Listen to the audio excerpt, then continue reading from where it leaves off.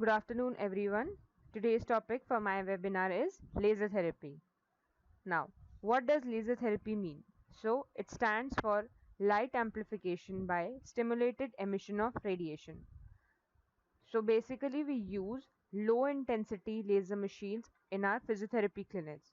So, actually, it is a therapeutic application of relatively low output lasers and monochromatic superluminous diodes for the treatment of various diseases and injuries.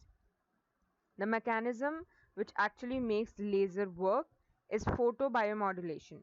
Now, it is modulation of laser which is done to get the biological benefits like tissue healing and many more. Moving on, we have the properties of laser. Now, there are main three properties of laser. First one being monochromaticity. So, mono means single and chroma means color. Now, the light emitted by laser is of single color, and also the major part of it is actually clustered around a single wavelength.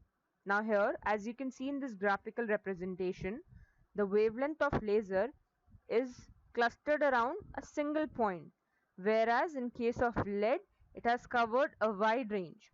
So for example, visible lasers like ruby laser gives out the red light at wavelength of 694.3 nanometer. Then the second main property is collimation. Now the laser beams emitted travel in a particular direction and also they travel parallel to each other. Now during the course they usually do not divert, and since the loss is minimal, they can be easily targeted on a specific area of the body as they propagate through a larger distance, which you can also see in this picture that in case of laser, the single beam travels such a long distance without any divergence, while in case of regular light, see, the amount of divergence is huge. Then moving on to the third and the last main property is coherence. So basically coherence means that whenever the light rays are emitted by the laser, it has got the same wavelength, same frequency as well as the same phase difference, which makes it a coherent source. Then we come up to the production of the laser. So basically it has got three major steps. First being absorption, second spontaneous emission, and third stimulated emission.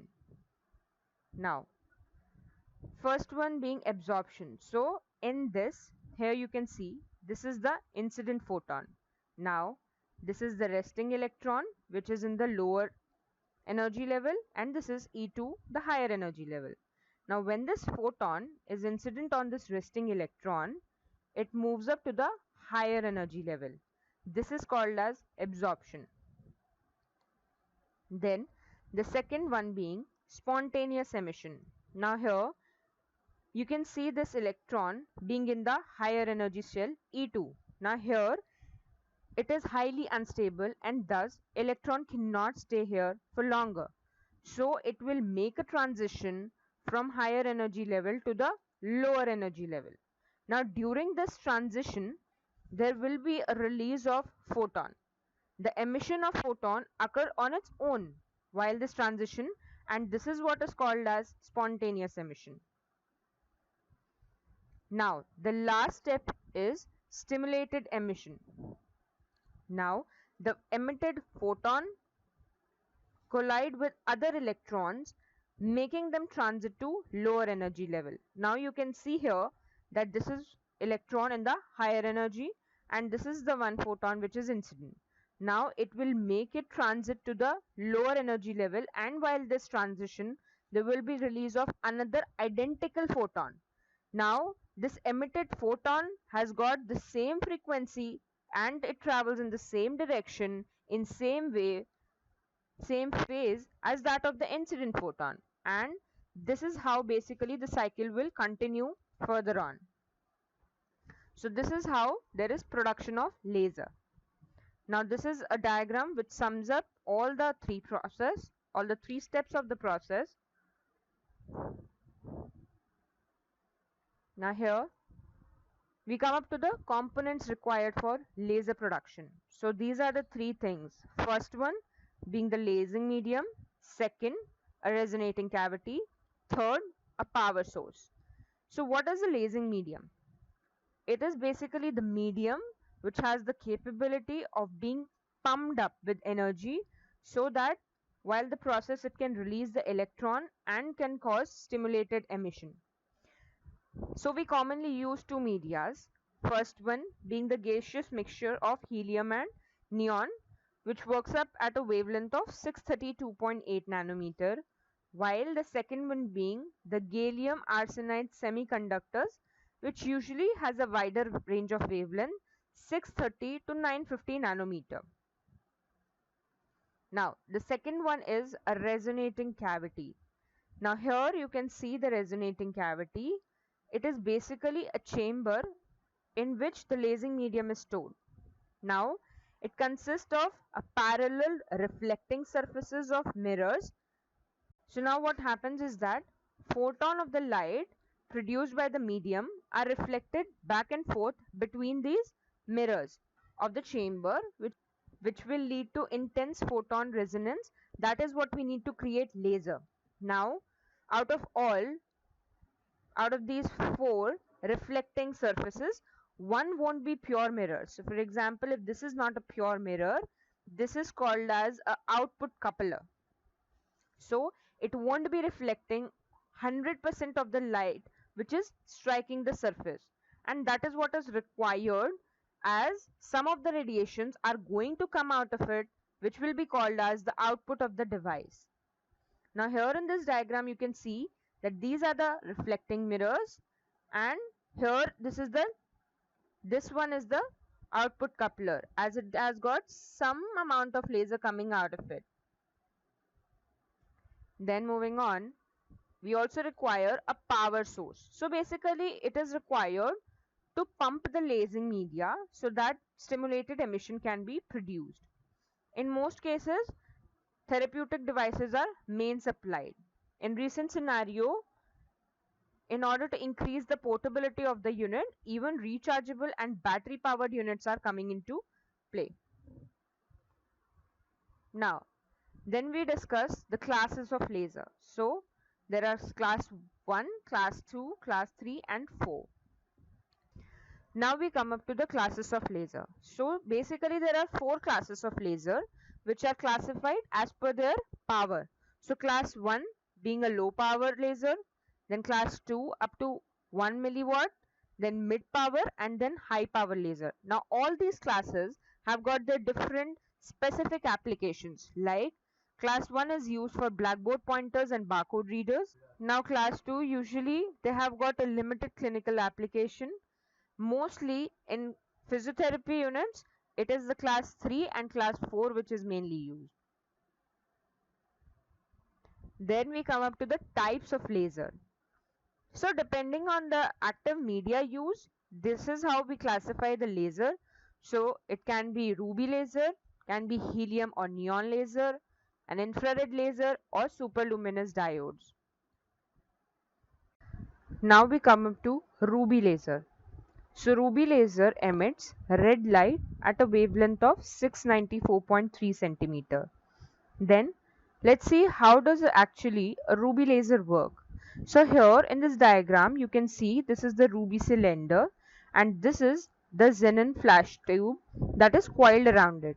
Now the ruby rod is actually made up of aluminium oxide. Now as soon as you on the supply, a white light is subjected to this ruby rod, which will actually cause the excitation of the ruby molecules. So the electrons will be raised to a higher energy level. Now, as you know that electrons are not that stable in the higher energy level, so they will be falling down from the higher energy level. Now, in this diagram you can see there is a metastable level which is between the higher energy level and the lower energy level. So the electron is going to fall on the metastable level. Now there will be a time where there will be more electrons in this level, and that is called as population inversion. Now as the electrons return from metastable level down to the ground level, there will be emission of a photon of wavelength 694.3 nanometer. Now, due to population inversion, we know that there are few electrons in the ground level. So the chances of photon interacting with the electron in the metastable level are much more higher. So during this, there will be emission of the identical photon, and this process is rapidly accelerated as more and more photons are emitted. And this is basically what we call as stimulated emission and leads to the production of laser.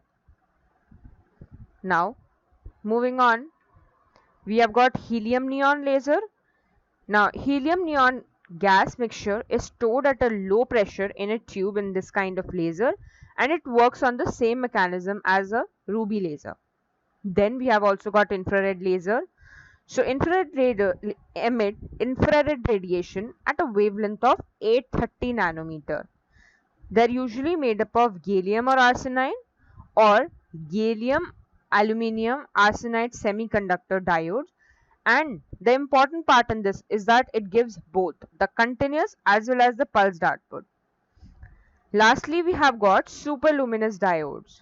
Now the important part in this is that these devices are fully monochromatic, means of one color, collimated, that means they can travel a large distance without getting divergent, but they are non-coherent sources. Then we have physiological effects of laser, which actually makes it more therapeutic. So first one is that it promotes collagen production. Now, after various studies, it has been known that it enhances tissue healing by the production of collagen production, likely by stimulating the production of mRNA, and actually that is what codes for procollagen. Then we have modulate inflammation. Now, on laser radiation, it modulates inflammation and is associated with increased level of prostaglandins and interleukins. Then third one is that it inhibits bacterial growth. Laser therapy has been found to be effective in inhibition of bacterial growth by increasing the activity of lymphocytes and macrophages. Thus, it can be also used in wound healing. Then promote vasodilation. Now, laser therapy promotes vasodilation, particularly of microcirculation. This effect is mainly brought up by the release of nitric oxide. Such vasodilation could accelerate tissue healing by increasing the availability of oxygen and other nutrients to that particular area, and also removal of the waste products from that area.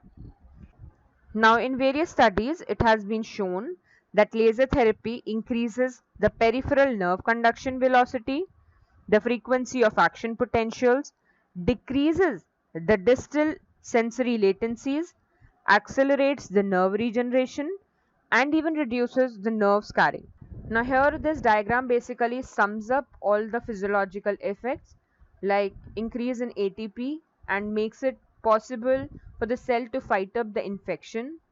There is release of the nitric oxide, which is actually a vasodilator, and many more.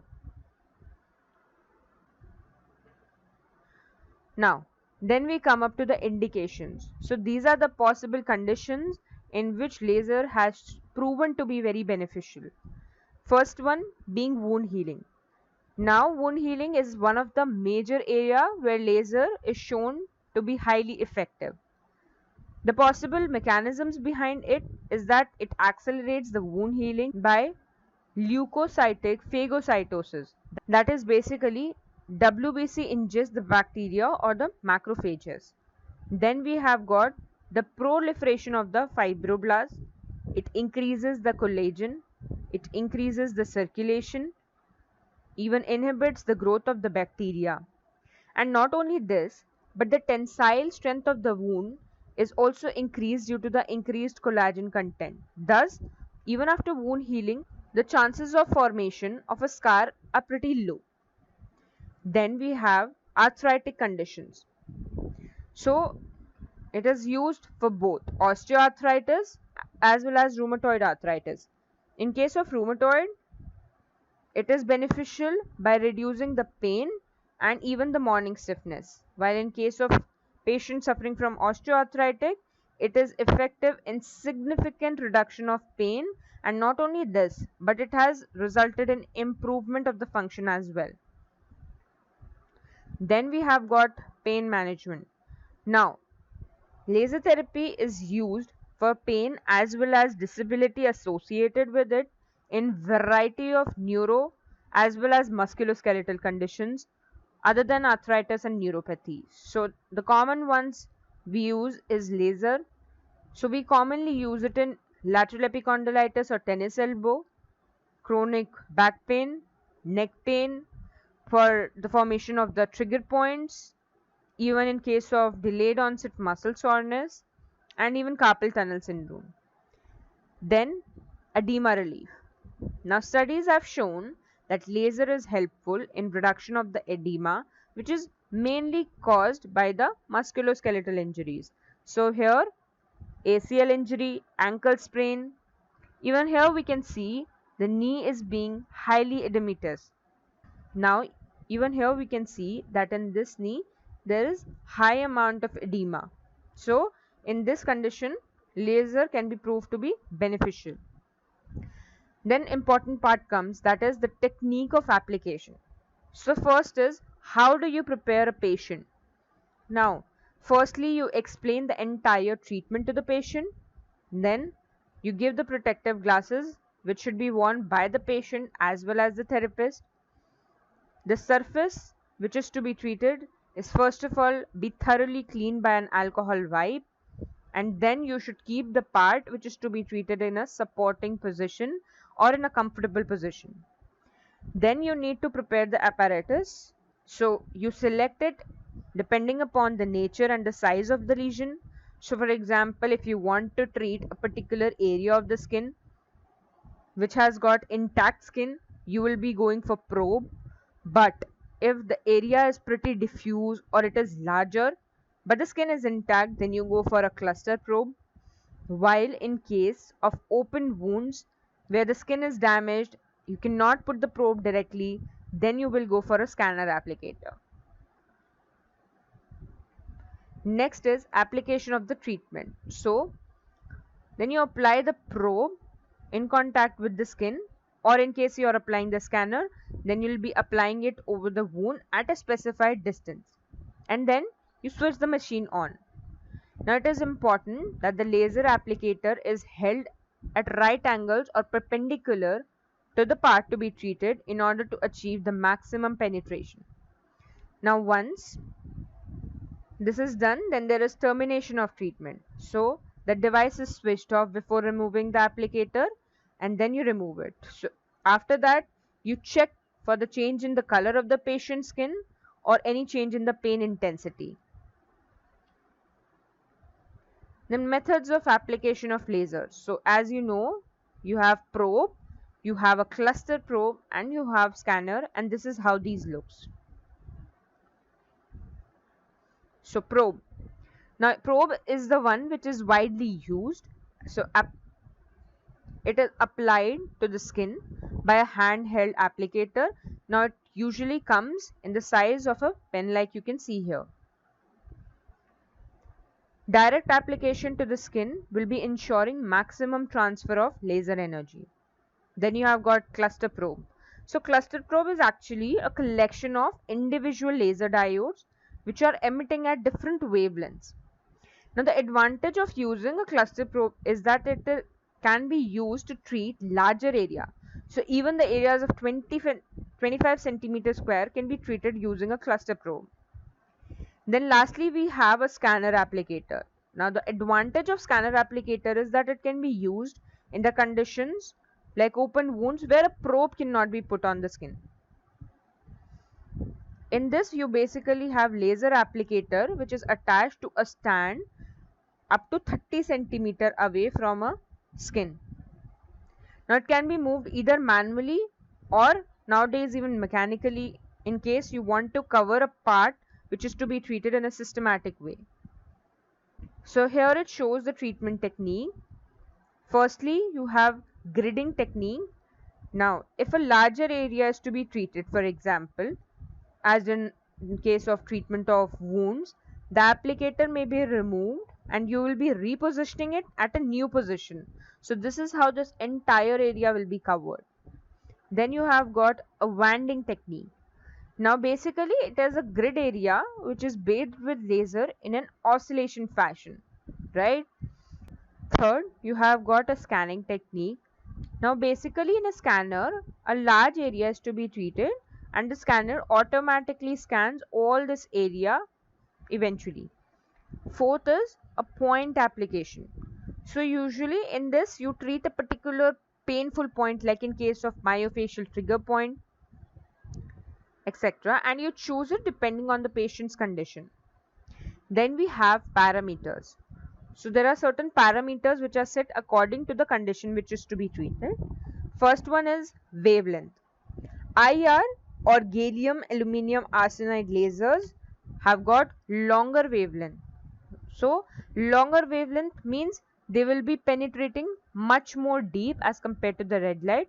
So whenever you are going for deeper tissues, it will be more beneficial if you go for gallium aluminum arsenide lasers.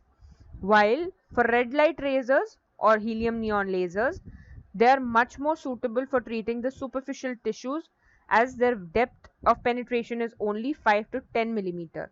So they will be only reaching up to skin or subcutaneous tissues. So now here you can see in this diagram, this is of 900 nanometer. Larger wavelength means larger depth of penetration, whereas 630 nanometer, that is basically your helium neon laser, the depth of penetration is pretty low.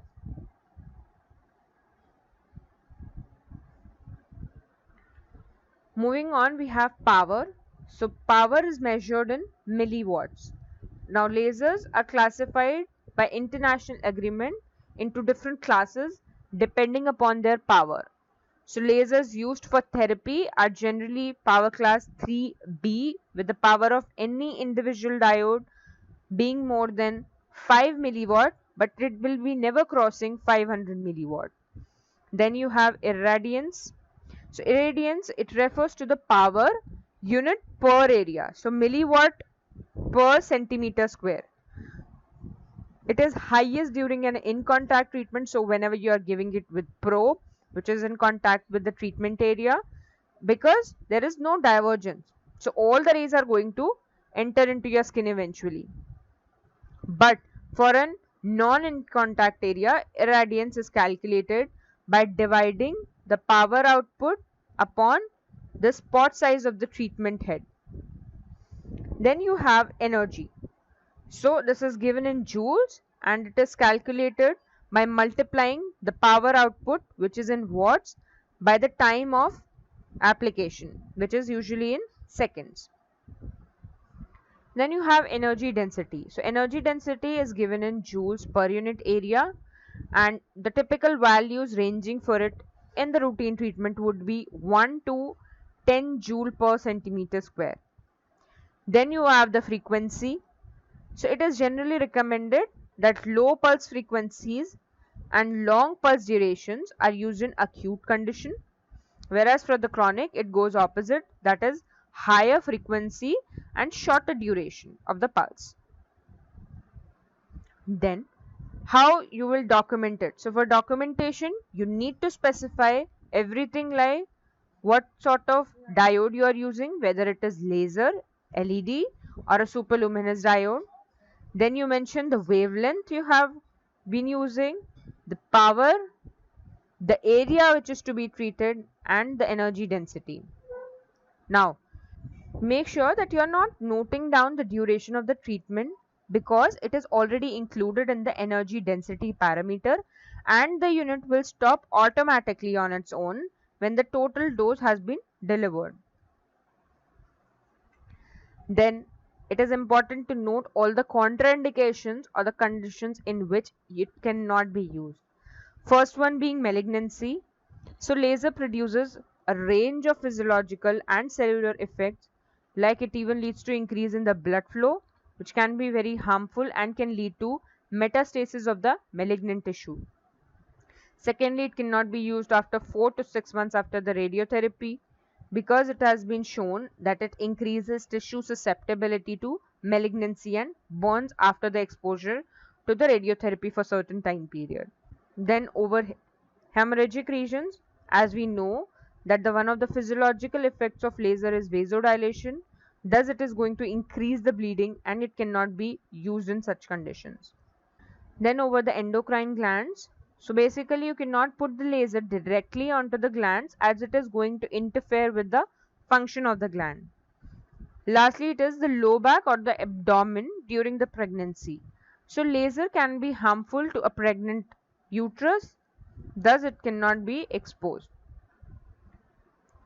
Now certain precautions which need to be kept in mind.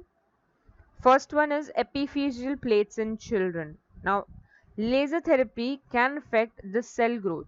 Thus application over the epiphyseal plates before their closure is not recommended, so avoid those areas.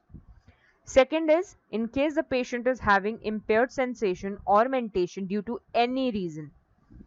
So in that case, at times the patient cannot report discomfort during the treatment and that can lead to a mishap. Third one, any infected tissue, cannot put the laser directly. Fourth one, if the patient is having fever or in case the patient is having photophobia. Now here we have the demonstration video of the low intensity laser therapy.